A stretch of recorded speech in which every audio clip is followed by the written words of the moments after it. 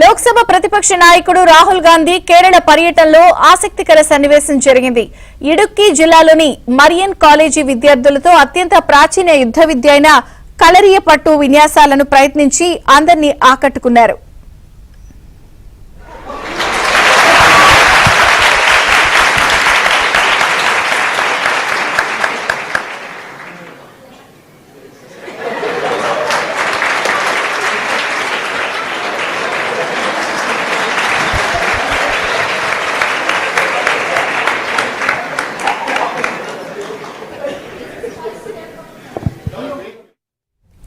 College విద్యార్థులతో రాహుల్ ముచ్చటిస్తూ ఉండగా కలరీ విద్యను ప్రయత్నించమని ఒక విద్యార్థి కోరారు.